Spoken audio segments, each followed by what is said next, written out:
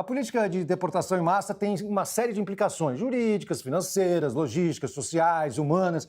Ainda assim, o presidente Trump segue rígido nesse caminho. O que você acha que justifica uma postura como essa do presidente americano? Obrigado. Vamos lá. Primeiro, a gente precisa esclarecer que essa política de transportar as pessoas dessa forma, ela não é do Trump. O Trump, na verdade, desses dois últimos voos que foram, não tem nenhum preso ali e que respondeu processo em razão de uma prisão do governo Trump. Todos eles já responderam processos anteriores. Para a pessoa ser deportada, não basta o fato dela simplesmente ser pega, colocada no avião e mandada embora. Ela precisa ter uma ordem de deportação. E essa ordem de deportação é sempre assinada por um juiz competente, salvo os casos do expedite que acontecem a menos de 100 milhas da fronteira e pessoas que entraram há menos de 2 anos, o que é a grande minoria daquelas pessoas ali que a gente vê que são deportadas. Nesse voo específico, tinham ali muitos brasileiros e todos eles ali tinham ordem de deportação, não eram pessoas que foram simplesmente pegas aleatoriamente na rua e levadas embora. Essas pessoas que estão sendo presas agora e que ainda não têm uma ordem de deportação, são pessoas que ficaram em overstay, são pessoas que eventualmente tiveram aí seus processos cancelados, ou mesmo pessoas que entraram pelo México e tiveram aí o processo de asilo negado. Essas pessoas ainda vão ter uma corte e essas pessoas vão ter as suas próprias ordens de deportações, que vai acontecer entre 6 meses e 2 anos. Então, essas pessoas que foram são pessoas que já tinham uma ordem de deportação anterior. Agora, os brasileiros deportados que desembarcaram em Belo Horizonte na sexta-feira passada, eles foram recebidos pessoalmente pela ministra de Direitos Humanos, a Macaé Evaristo. Também anunciou na última terça-feira que o presidente Lula liberou a instalação de um posto de acolhimento para os deportados. Essas medidas, de alguma forma, elas ratificam que houve algum tipo de violação de direitos humanos no primeiro desembarque dos brasileiros em Manaus? Porque eu imagino que são duas coisas diferentes. Você falou, o processo de deportação é uma coisa, já estava em andamento. Agora, a forma como as pessoas foram deportadas, algemadas, reclamando de calor dentro da aeronave, de maus tratos, isso não está de acordo com as convenções internacionais, né? Na verdade, não existe nenhuma. Quando você for olhar o tratado entre Brasil e Estados Unidos, não existe nenhum tratado entre Brasil e Estados Unidos prevendo a questão da deportação. Inclusive, o Brasil, quando ele deporta também algumas pessoas que são presas no Brasil e são enviadas em voos não comerciais, essas pessoas também vão algemadas. Lembra uma coisa, isso é importante as pessoas saberem. Primeiro, não existe um acordo ou um tratado entre Brasil e Estados Unidos sobre essa questão de formalidade de deportação, como as pessoas devem seguir dentro dos aviões. Não existe. Segundo ponto, quando uma pessoa, isso é importante as pessoas entenderem, quando uma pessoa é presa aqui nos Estados Unidos, sofre um processo de deportação, neste processo ela tem duas opções. A primeira, a deportação voluntária, onde ela compra uma passagem aérea, ela paga a passagem aérea dela, apresenta junto ao Departamento de Homeland Security e eles escoltam essa pessoa algemada até a porta do avião. Na porta do avião, eles retiram a algema e a pessoa entra como um passageiro comum dentro de uma linha aérea comercial comum, ela não vai algemar. A pessoa que opta por não pagar a sua própria passagem, ou porque não tem condições, ou porque ela quer guardar o dinheiro, ou porque ela quer voltar para o país dela, eu não estou falando só de brasileiros, eu estou falando de todos os demais, que ela quer voltar para o país dela com as reservas que ela economizou nos Estados Unidos, esta pessoa vai num voo fretado pelo governo. Este voo fretado pelo governo tem que seguir as regras de liability, de segurança e de proteção da integridade física daquela pessoa até ela ser entregue na autoridade do país destino dela.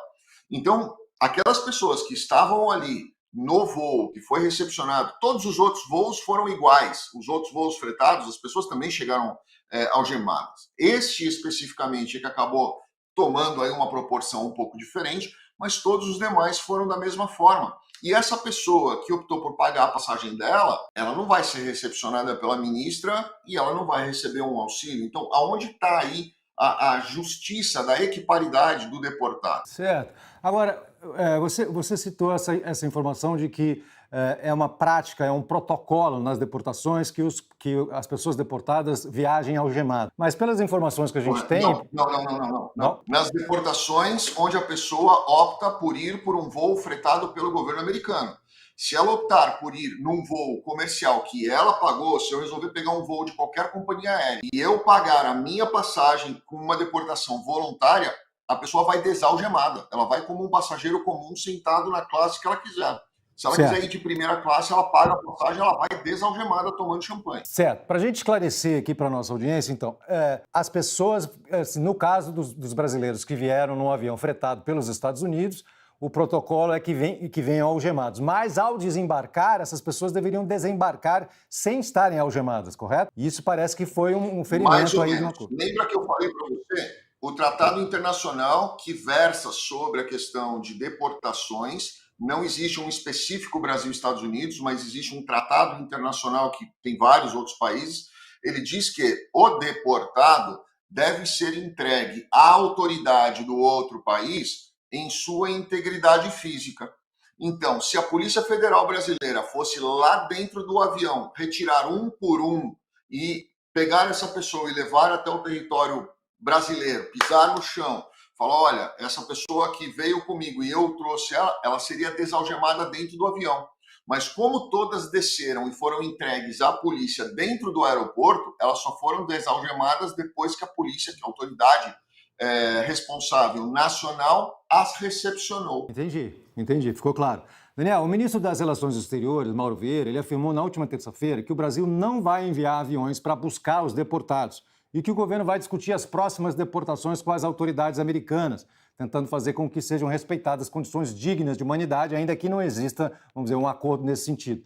De que forma eventuais violações ou violências sofridas durante um voo podem ser apuradas e tratados num diálogo entre Brasil e Estados Unidos? As violências, e aí, Casé, eu falo para você, eu sou advogado de imigração há 20 anos, eu lido com imigrantes, eles são meus clientes, tá? Então, teoricamente, a minha proposta aqui é defender o imigrante, o direito do imigrante, mas a gente tem que ser justo também e equilibrar essa balança e enxergar a situação.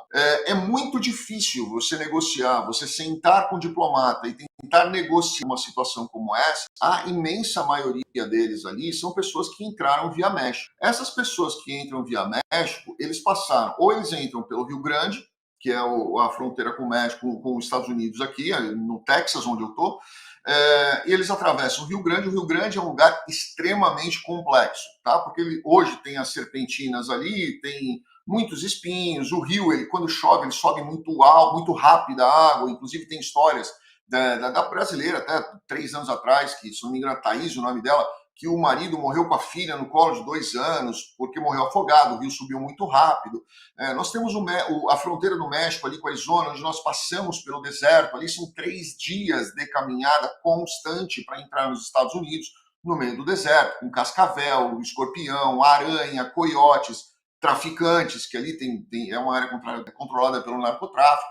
E quem vai ali pessoalmente, eu tive a oportunidade de ir 2 vezes para ver o cenário ali, não é algo muito simples das pessoas passarem. Muitos acabam ficando para trás. Tem muitas histórias de pessoas que acabam morrendo, que são largadas pelos coiotes, não o coiote animal, mas o coiote pessoa que atravessa ali as pessoas. Então, nós vemos isso. Numa discussão diplomática, e eu cheguei a conversar isso, inclusive, com alguns cônsuls com quem eu tenho contato, a primeira argumentação deles é essa.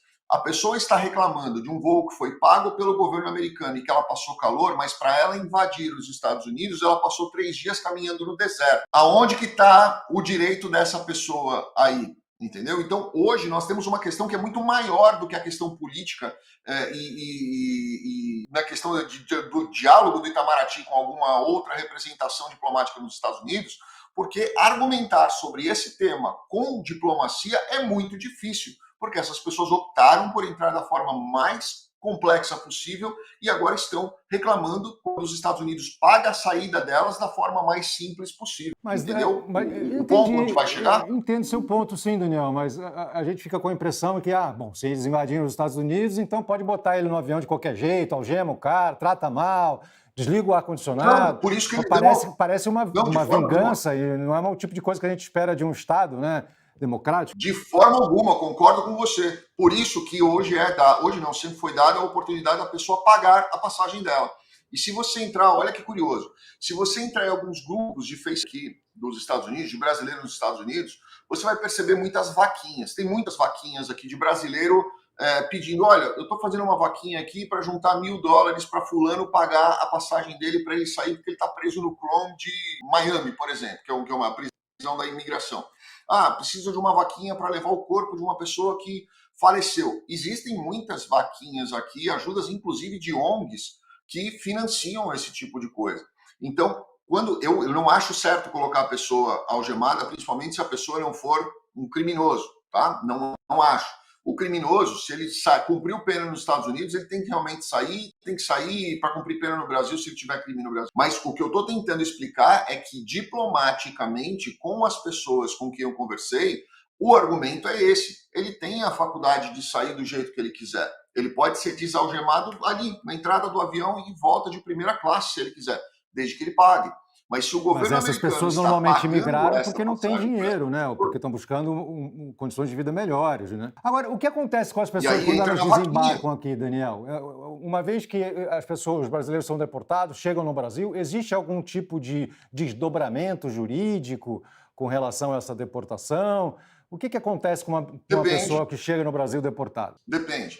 Se essa pessoa não tem um crime que ela precise pagar, vamos imaginar, existe a possibilidade de uma pessoa ser presa num determinado país que tem acordo com o Brasil, e essa pessoa opta por pagar o crime que ele foi condenado naquele país. Se o Brasil tiver acordo com aquele país, ele opta por pagar no Brasil. Aconteceu com um jogador de futebol recentemente, não vem ao caso o caso específico.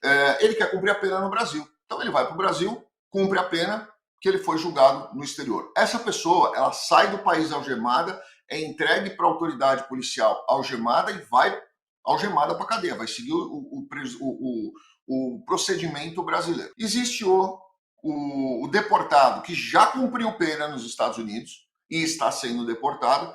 Esta pessoa, ela é entregue para a autoridade brasileira se não houver nenhum tipo de dívida penal para essa pessoa pagar no Brasil. Ela cumpre ali a entrada normal dela no país e a vida dela que segue. E existe aquela outra pessoa que pulou o muro ou ficou nos Estados Unidos em overstay, além do período permitido pelo visto dele, e essa pessoa nunca cometeu nenhum crime, além da violação, que é uma infração, não é um crime, de entrar ilegalmente num país. Não tem nada para ela fazer no país, no Brasil. Nada. Ela não vai pagar pena nenhuma, ela não tem nenhuma penalidade a cumprir no Brasil. Então essa pessoa vai ser recebida pela Polícia Federal, vai assinar, como qualquer pessoa assina a entrada no país, vai feita a identificação dela se ela não tem um passaporte, identificou, é brasileiro, está dentro do direito dele de estar no país, ela é recepcionada e aí ela vai seguir a vida dela.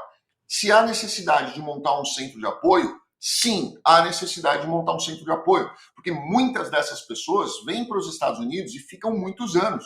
Quando ela chega no Brasil, muitas vezes ela não tem nem o CPF dela, ela não tem o RG, ela não tem uma carteira de motorista, ela não tem nenhum endereço, ela não sabe nem para onde ela vai. Então, que há uma necessidade de ter um centro de apoio, isso é indiscutível, isso é fundamental e já deveria existir há muitos anos, porque todo ano nós temos muitos voos de deportados. Esse não é o primeiro. Nós temos um ano passado, acho que nós tivemos 4 voos. Então, essas pessoas muitas vezes chegam sem pé nem cabeça, nem saber por onde que elas vão. E elas precisam sim ter pelo menos uma forma de ter documentos para começar a trabalhar. Tá. Daniel, uma última pergunta sobre as deportações. As pessoas que são deportadas, que eventualmente têm um patrimônio, têm conta financeira, têm a conta bancária nos Estados Unidos, têm dinheiro aplicado, sei lá, dinheiro na conta e tudo.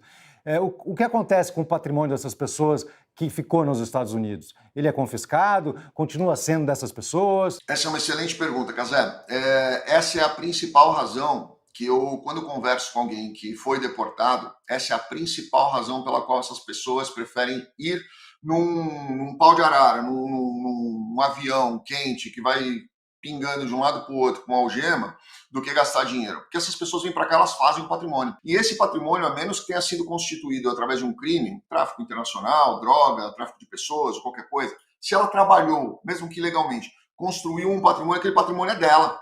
Então ela não quer vender aquele dinheiro, não quer vender algo, não quer vender o carro dela, não quer vender a casa, não quer pegar aquele dinheiro que ela salvou e guardou para construir a vida dela e comprar uma passagem de $1.200, quando ela pode pegar esses 7, 8 mil reais a mais aí e usar para reestruturar a vida dela. A grande maioria daquelas pessoas ali, não é que elas não tinham condição nenhuma de pagar. Eu acredito ali que meia dúzia talvez somente não tivesse. Mas a grande maioria daquelas pessoas não queriam gastar o dinheiro com passaporte, sabiam que elas nunca mais iam poder entrar nos Estados Unidos. E quando elas têm essa consciência, elas falam, poxa, o que eu tenho de reserva, eu vou usar para recomeçar a minha vida na minha cidade ou ir para algum outro país, porque é o que ela tem e aquilo ali é dela, a menos que ela tenha conquistado através